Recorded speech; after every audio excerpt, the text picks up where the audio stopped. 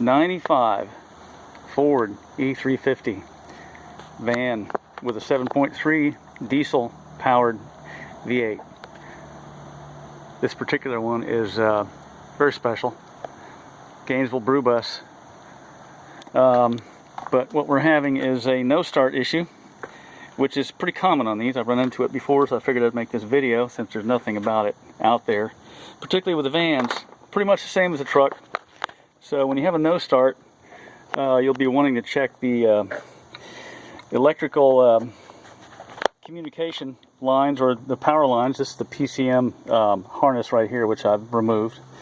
You're going to have to remove this from in here on the van. Trucks are similar in the same area. I'm trying to back it up here so you know where I'm pointing at. So this harness for the PCM has powers that you need to check.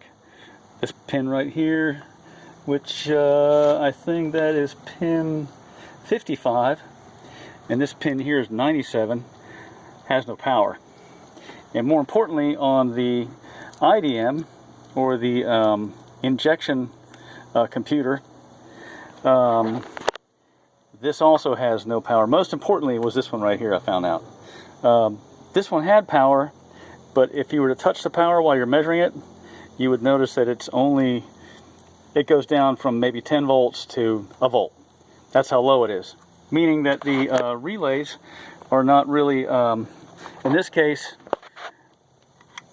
fooling you in thinking that there's enough power.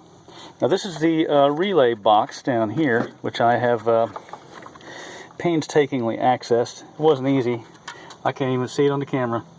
But these relay plugs are the problem. These are the problem. Not really the relays. They just can't make contact.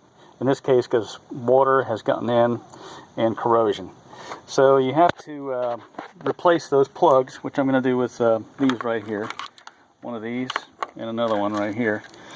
And anyway, just showing you that's how you, that's what you have to do to access it. That's my way of accessing, because there's not really a way to, there's no other way to get in there to change the relays unless you want to take this out. So this is what I did. You hack this, I used a Dremel, and you cut this carefully so you don't cut the wires. And then once you have access to the wires, you remove the wires and give them enough room in here so I can plug into them. So that's what I'm going to do. And maybe I'll show you when this is all done, I'll show you it running. And that's pretty much it.